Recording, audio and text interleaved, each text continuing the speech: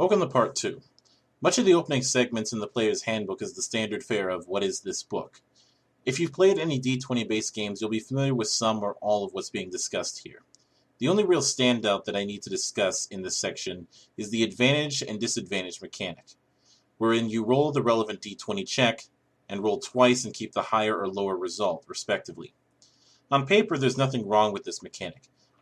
It is in execution that the real problem makes itself apparent.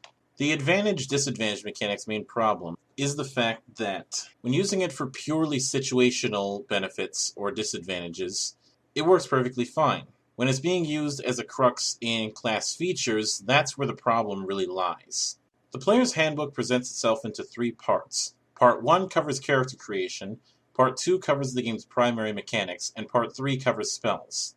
The remaining sections are a series of appendices to cover the miscellaneous information. Character creation is performed in 4 steps: ability scores, race, class, and background.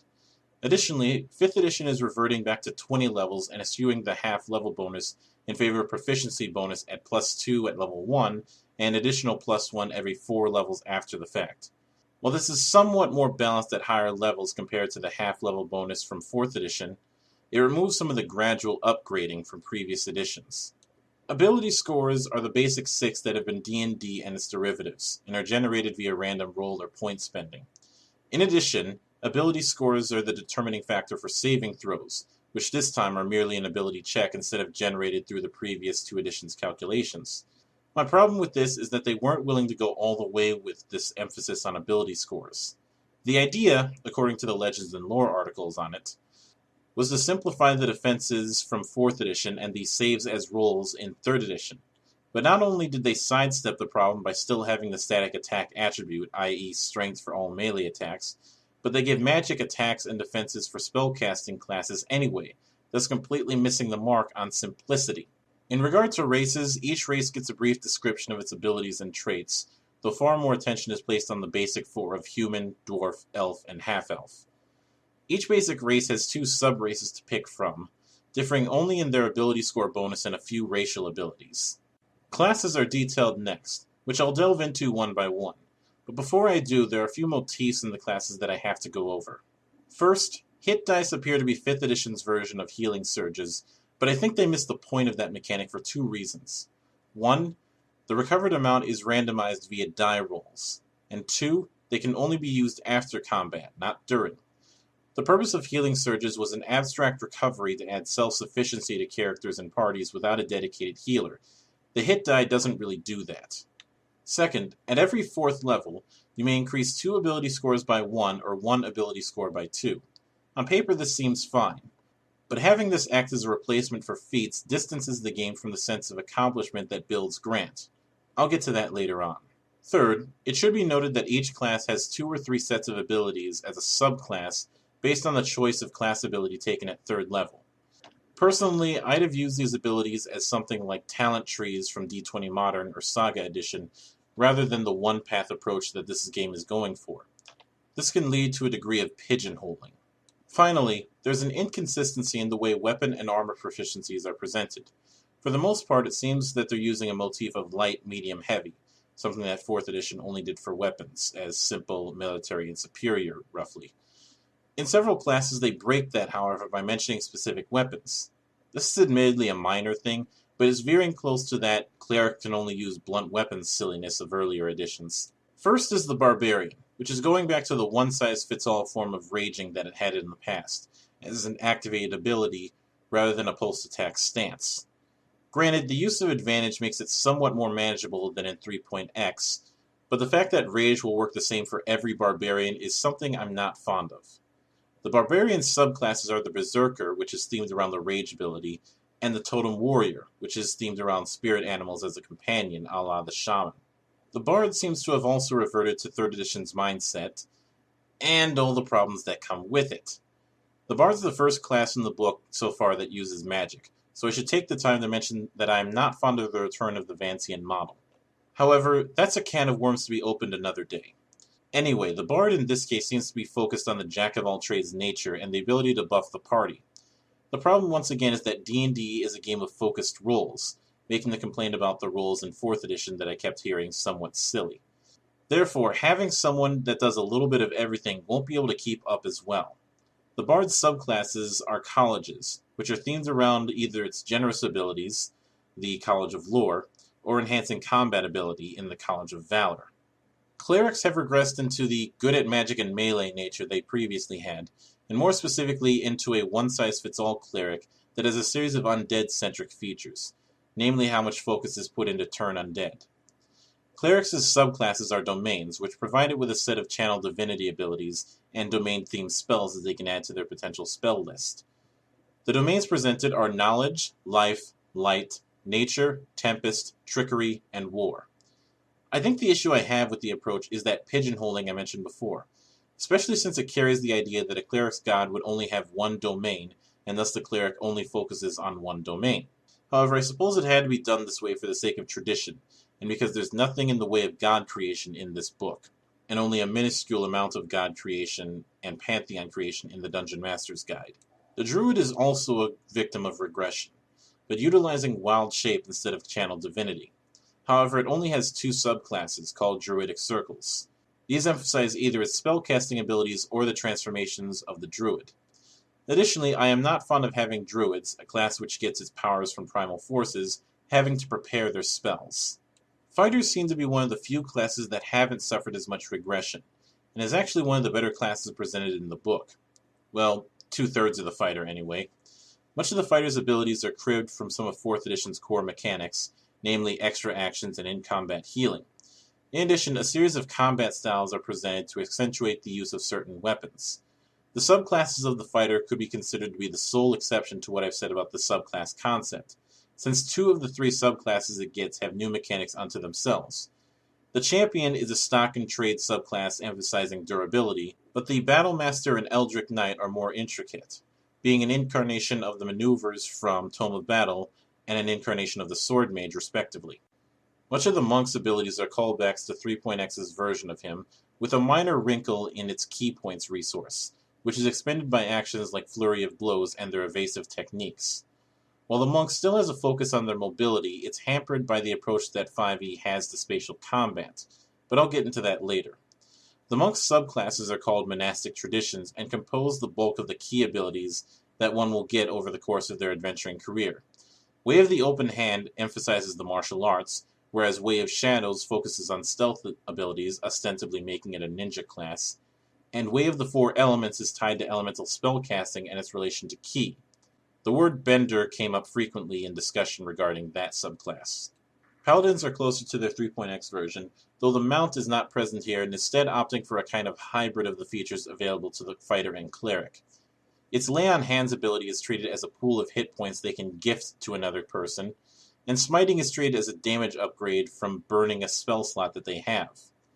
The Paladin subclasses are the Oaths, Devotion, Vengeance, and the Ancients, and act largely like a cleric's domains.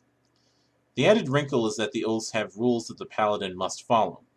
I get the feeling this was an attempt to still have the typical vows of a Paladin, but without having the constraints of an alignment system, and thus the infamous fall effect that a lot of Paladins suffered in earlier games. However, it creates new problems since there's no real mechanical repercussion for breaking the Oaths, just a DM sidebar that amounts to fluff. Rangers can once again use magic, assumedly drawing on the same forces as the Druid. Now their actual combat abilities are very few, focusing more on the lay of an area and fighting specific monsters, making them more like hunters than anything else in my opinion. Not to mention that the specific creatures motif has its usefulness dependent solely on the GM, in contrast with the marking that it had in 4th edition. The Ranger's subclasses are archetypes, and focus on either combating a favorite enemy, or animal companionship, the Hunter and Beastmaster respectively.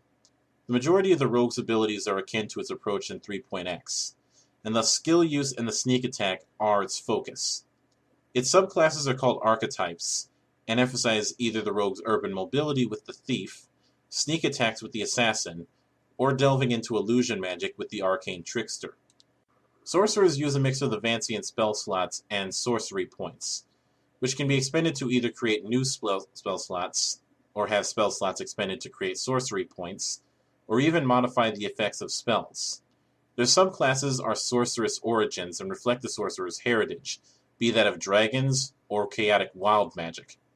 Warlocks are treated more unorthodox than the other spellcasting classes in the book, especially concerning their use of spell slots. A warlock's class features are centered around their subclass, here called the otherworldly patron, and may take the form of an archfey, a demon, or a great old one. As such, they gain their subclass at first level rather than third. And unlike the subclasses for clerics, the spells given from a patron are additions to the spell list you can pick from, not spells you automatically gain. Additionally, they do not gain spell slots by level. They always cast spells at the level shown by their character level when they expend a spell slot. Finally, warlocks have a set of spell-like abilities known as invocations, many of which allow for unique effects based around their choice of pact features, or allow them to cast a certain spell for free. There are even some that allow them to cast spells that they would normally not have access to, even if it's only once per day. Wizards are one of the many classes that have regressed, though one of the main differences in this case is that their subclass provides features emphasizing one of the spheres of magic: abjuration, conjuration, evocation, divination, enchantment, illusion, necromancy, and transmutation. The other main change is their ability to recover some spell slots at higher levels, and even have certain spells be considered as always prepared. Overall, the classes have some good and bad points, but many of them come up as steps back rather than forward, as I repeatedly stated. That said, the Fighter and Warlock are probably the two best designed classes in the book, since they're not falling back on traditions for tradition's sake as much. After classes comes background, which seems to be the game's way of separating skill layouts from the aforementioned classes, as well as providing a starting set of equipment and a role-playing styled feature. Each one has a set of suggested personality traits, ideals, bonds, and flaws. These are crucial for gaining inspiration, a way to reward role-playing these characteristics by having them grant an advantage to a single role. While backgrounds in and of themselves are fine, I think treating backgrounds like mini-classes was a mistake. It would have been far better to have it as parts placed together by the players, a la the life path system in Cyberpunk and Mechton. In addition, inspiration allows for someone to game their role-playing, especially since there's no counterweight against breaking their personality traits or a means to overcome their flaws. It comes off more as an imitation of a narrative system rather than an execution of it. Chapter 5 focuses on equipment. Now, much of the equipment is standard fare for D&D, with armor and weapons working nearly identical to how they did in previous editions, though equipment's special properties are far lessened here. Sadly, magic items are not detailed here. That, unfortunately, is in the DM's guide, which I'll get to later. One note I did find interesting is how, instead of adding an attack or damage bonus, weapons with the versatile tag have their damage die increased by 1 step when wielding it two-handed. Chapter 6 discusses customization options, namely multiclassing and feats. Multiclassing works largely how it did in 3.x, minus the overcomplicated XP calculations. What's mainly discussed here is how certain class features interact and/or stack, if they even do. Later on, feats are presented as an alternative to the ability score increases every 4 levels, with most of the feats being in the general or basic combat motif instead of the more specialized approach that was in previous games or some of their spin-offs. I'm not entirely fond of feats used in this manner, due to it adding a growing problem I have with the game's treatment of customization. Feats, in my opinion, are supposed to represent the character taking what they learned from their choice of class and making it their own, and 5e's take on it does not seem to get that. Chapter 7 details the use of ability scores and is the first chapter of Part 2. 5th edition seems to want to place greater emphasis on the character's ability scores and their subsequent modifiers over the features granted from other sources, ostensibly because ability scores are supposed to be the most important aspect. Both skill uses and saving throws are directly tied to ability scores more so here, plus any applicable proficiency bonus. In addition to the problem with this I mentioned before, there's also a wider discrepancy between abilities, and thus between defenses of certain attacks or events. Also, I'd be remiss if I didn't mention how initiative can potentially have the progressionless issue that was in 3.x, where initiative essentially stayed the same for certain characters' entire careers. Chapter 8 is on adventuring. This chapter is mainly on the narrative mechanics of travel, vision, terrain, and campaign time, as well as what to do outside of the adventures. Very little of this is different from the previous editions, so I've been skimming over it. Chapter 9 details combat. Combat still operates on the initiative-based approach, but much of the action economy and anything mini or grid related has largely been gutted compared to its previous edition. Instead of an economy of actions, we have a halfway mix between the grid-based combat and a narrative approach. And as a result, much of the game's sense of tactics has been gutted or treated as optional. But the system isn't willing to go fully narrative with any sort of dramatic mechanics, opting instead to imply special effects with a DM fills-in-the-blanks attitude. That said, there are a few improvements. Two-weapon fighting is much smoother in this case and isn't as heavy on penalties, and the change to damage resistance and vulnerability allows for an easier calculation. However, I'm not fond of having criticals just double the damage dice, as it's dangerously close to the number spiking that 3.X's double damage after confirmation did. Chapter 10 delves into spellcasting, and is the first chapter of Part 3. For me, the fact that Magic is getting its own chapter again sets a bad precedent, as does the return of Vancian spell slots. I will freely admit I've never been a fan of that model as presented in D&D and other works, and my reasons are too numerous to summarize here. For the time being, I'll say it doesn't really mesh with the high fantasy kind of setting that D&D strives for. There's a video to be made in of itself on D&D's bizarre relationship with the kind of fantasy it is. Granted, the only real changes to the formula that 5e makes is the treatment of cantrips as at-will spells, and the idea of spells having varied effects depending on the level of the slot expended. It's been argued that cantrips are overpowered in this game, and I can definitely see it, since cantrips can deal damage and have that damage upgraded over time, while a non-magic weapon cannot in this case.